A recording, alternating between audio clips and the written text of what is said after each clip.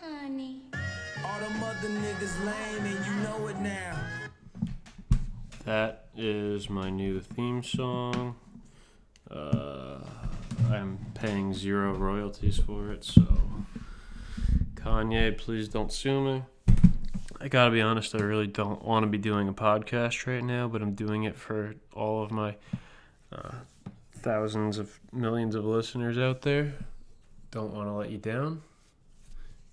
You've been very, very faithful and generous to me, so I want to make sure that I'm returning the favor. I don't even know what to talk about, but I guess just kind of talk about some current events. The second and the last. Do you like when I do that into the microphone?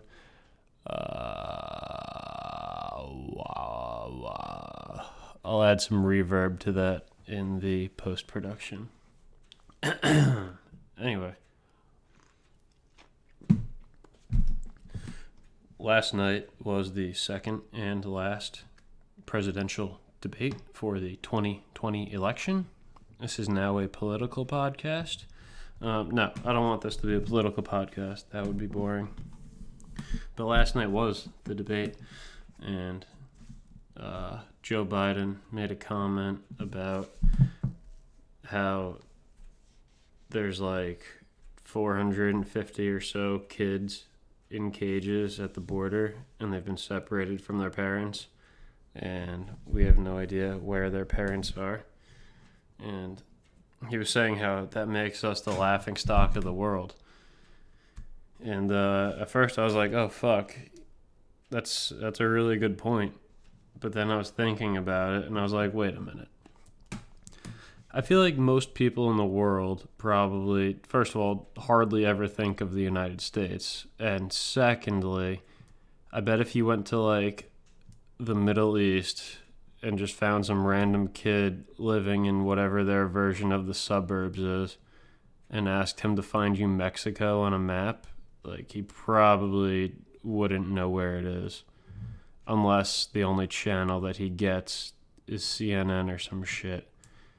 I don't know where I'm going with that, but that's my point.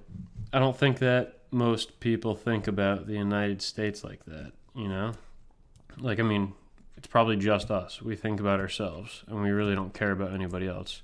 By the way, if you couldn't tell, I live in the United States. I don't think I've announced that yet, my location. I don't know. We just need something else to happen.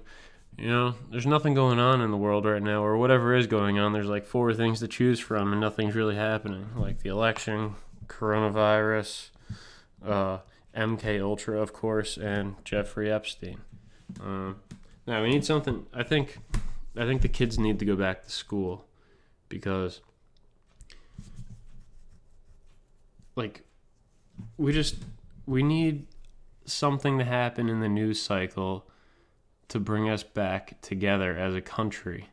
Something that we can kind of not necessarily unite with one another about, but something that we can unite in argument with one another. So that's why I think in order to break this news cycle we currently have going on now, we need to open up all of the schools and send the kids back to school so that, you know, we can have a school shooting and then we'll have something else to talk about. Because really, the news is just kind of boring right now. You know? I'm just kidding. I don't want kids to die. I don't wish death upon anybody. I plan on having a kid someday. You know, probably not anytime soon. Maybe. But do you think like parents, like if there's like 2, you know, a young couple, a young newlywed couple that's living in Las Vegas, and like, you know, they want to start a family there, do you think that they secretly wish that they're, like, when they finally have a kid, that their kid is autistic so that he can count cards in Vegas? I feel like if you're going to be autistic anywhere, that's probably the best place to grow up as some sort of autistic child. I would think that just kind of, you have the most opportunities growing up in Las Vegas as an autist. That's kind of what I think.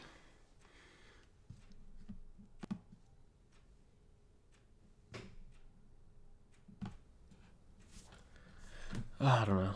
I just experienced technical difficulties, folks, so bear with me. I don't even know if I'm recording now, to be honest. I'm using some sort of program that I really did not use the tutorial or read the tutorial at all, so I'm just kind of fucking around here. So, yeah. What's going on in the world? What's going on in my world? I'm in sales. My job. It's in sales. I'm what you would call a traveling salesman, in a sense. I'm on the road a lot. And, I met with this one guy, and there was something about him. I could just tell, he's just kind of seemed like a jerk off, And sure enough, he was. I don't know. I don't want to get into sales or work. What else is going on?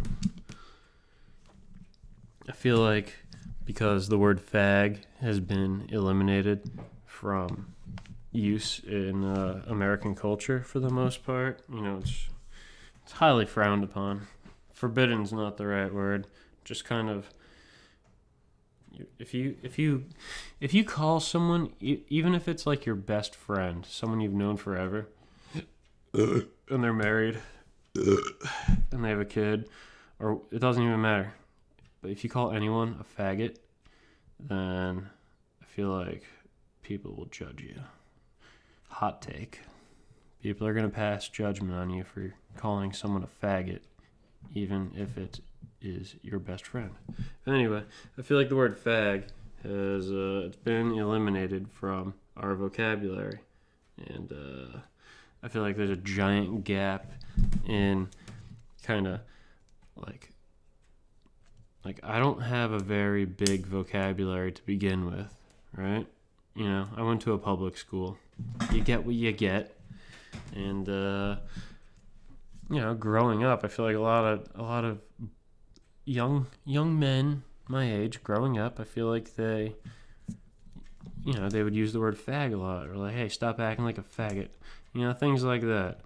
And it had nothing to do with gayness. And I know this topic's been covered before, but like now that word's gone, it's like I used to use that for everything. That would be like if you took the word fuck out of my vocabulary,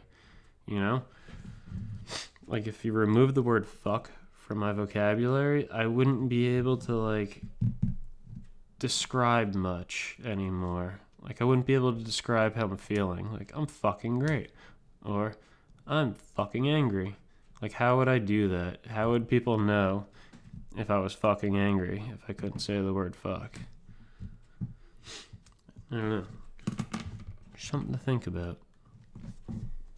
Kind of like how, I guess since we're on the topic of dirty words, the word cunt, it's kind of normal now. Like if you say, she was acting like a cunt, people are like, okay, yeah, I get what you mean.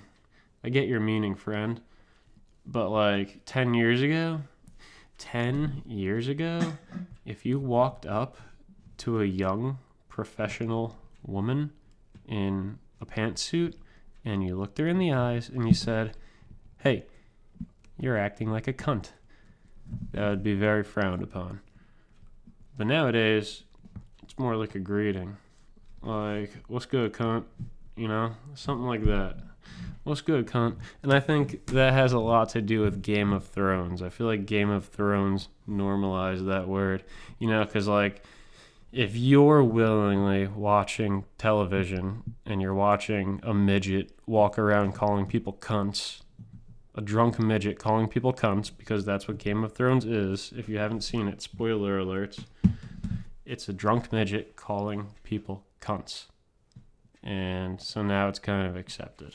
There's a little bit more to Game of Thrones than that, but that's like the good part of it, at least.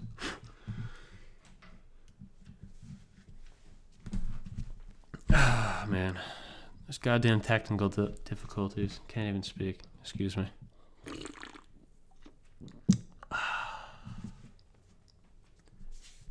Those goddamn technical difficulties kind of threw my flow off. You know? I had a heavy flow going too. But anyway. I was just before coronavirus happened, I was just getting used to shitting in public. You know, growing up, I never really wanted my butt cheeks to touch a public toilet, which I think is fair. If you've ever been in a men's room, you're basically sitting on piss. And, you know, I have weak thighs, so I'm not just going to squat over a toilet. Come on. That's a long squat. But I was just getting used to shitting in public. As I mentioned before, I am on the road quite often for my job. And so you have to be a natural at finding the best places to take a shit. And here's a little bit of advice for any of you gentlemen out there listening right now who feel like they may be on the road. Let me get my deep radio voice going here. To all of my gentlemen listeners tonight, if you're ever in public and you feel the need to take a shit, go to a Target, because during the day it's only women, housewives, shopping in Target. No one is using the men's room. It's nice and clean. You can sit down, spread your butt cheeks, and take a shit. And you don't feel like you have herpes afterwards. You don't want to get asshole herpes. Like, if you take a shit in like a quick check, you are going to get asshole herpes. It's just the way it is. Anyway, go to Target. As a stockholder, I encourage you. Go to Target. Get yourself a latte in their mobile Starbucks and drink the latte on the toilet and just kind of do it all in one motion. You know what I mean? I know you know what I mean. So I was just getting used to shitting in public, and then coronavirus happened. That's the point of my story. Now I'm kind of back to where I was when I was like 12. As far as pooping. I remember the first time I took a shit in public, though, during the pandemic. Where were you during the pandemic when you took your first public shit? Where were you? It's gonna be the TikTok generation's 9/11. It's the world we live in, folks. We don't get to choose. You just have to go for a spin. Anyway, was I saying something about shitting? If I know me, that's probably true.